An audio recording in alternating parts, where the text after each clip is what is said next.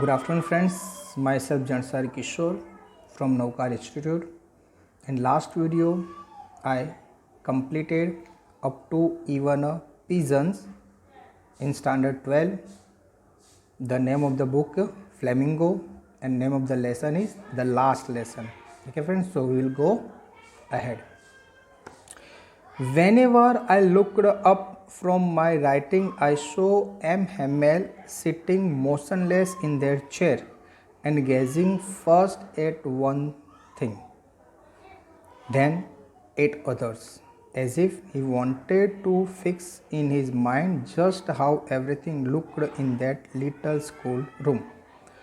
तो whenever I looked up, जब ये जो राइटर यानी मिस्टर फ्रेंच वो जब वो ऊपर देखते थे तो वो देखते थे मिस्टर एम हेमेल थे, वो क्या करते थे, सिटिंग मोशनलेस यानी बिना हिले झूले, वो एक जगह पर एकदम जैसे स्टिल एक जगह फिक्स होकर बैठ गए थे अपनी चेयर पर, और वो बारी बारी वन बाय वन हर एक चीज़ को क्या कर रहे थे, ऑब्जर्व कर रहे थे, कभी ये चीज़ कभी वो चीज़, इस तरह से बारी बारी हर एक चीज़ को क्या कर रहे थे, ऑब्जर्व कर रहे थे.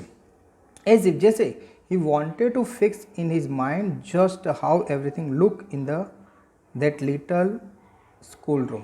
जैसे वो हर एक चीज़ को एकदम धीरे धीरे देख रहे थे, जैसे वो अपने माइंड में ये पूरा जो स्कूल का रूम है उसको जैसे उसके फ़ोटो खींचकर अपने माइंड में परमानेंटली रखना चाहते. क्यों? क्योंकि आज उनका क्या था, लास्ट लेक्चर था. यही क्लास में उन्होंने 40 ईयर्स से वो हर एक बच्चों को पढ़ाते थे फ्रेंच लैंग्वेज, लेकिन अभी आज उनका लास्ट लेक्चर है और उन्होंने पहले इन्फॉर्म भी कर दिया है कि नाउ ही विल लेव the France and he will go somewhere else.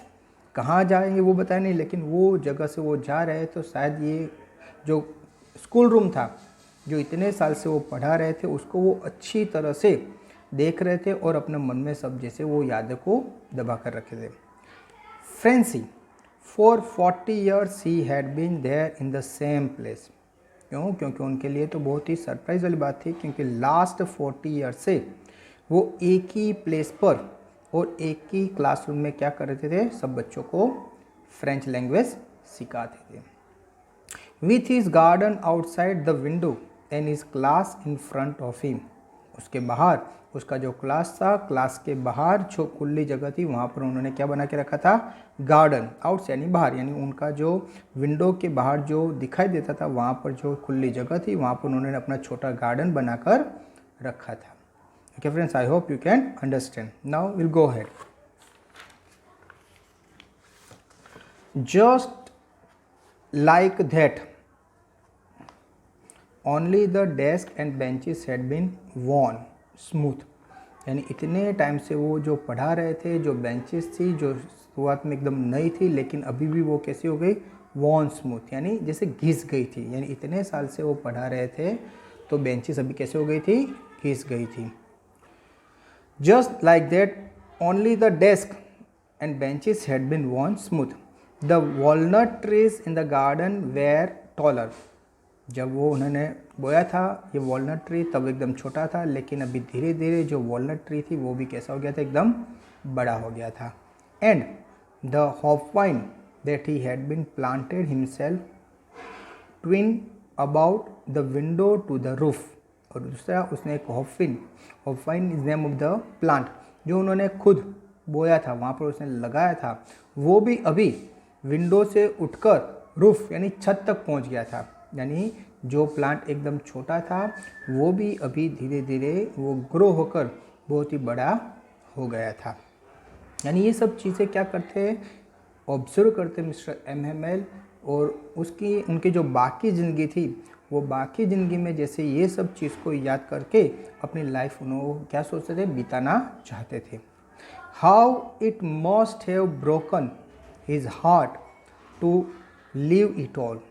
उनको जैसे उनका हार्ट ब्रोकन हो गया था, टूट गया था. क्यों? क्योंकि ये सब चीज़ को छोड़कर उनको क्या करना था, जाना था. ये सब चीज़ इतने साल से यहाँ पर वो रहते थे और इतने साल से उन्होंने जो यादें बना के रखी थी वो सब यादों को उनको वहाँ ही छोड़कर जाने का क्या हो गया था, टाइम उनके लिए आ गया था. पुअर मैन, मिस्टर एम के लिए वर्ड यूज़ किया है. पुअर मैन नहीं, बहुत ही दुखी इंसान थे वो.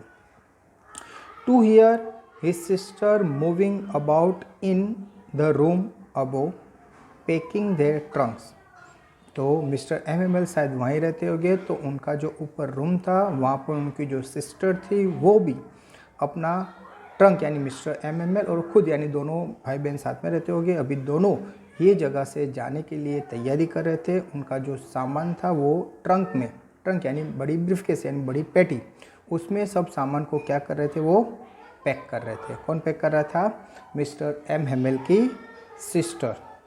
मिस्टर एमएमएल की सिस्टर थी, ये सब सामान को क्या कर रही थी, वहाँ पैक कर रही थी।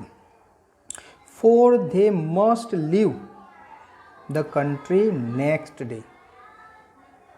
For they must leave the country next day. वो लोग, ये जो कंट्री है उसको नेक्स्ट डे यानी कल, आज उनका लास्ट लेक्चर था और लास्ट लेक्चर देने के बाद वो वहाँ पर रुकना चाहते नहीं, यानी दूसरे ही दिन वो जगह को छोड़कर जाना चाहते थे।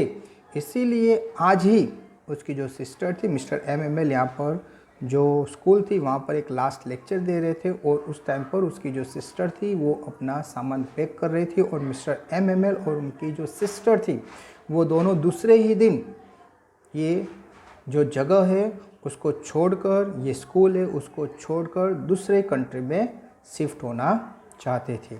Okay friends, so I hope you can understand this paragraph, and still if you have any problem you can listen this paragraph 2 to 3 times so that you can understand in a proper way. Okay friends, so now in the next video I will go ahead.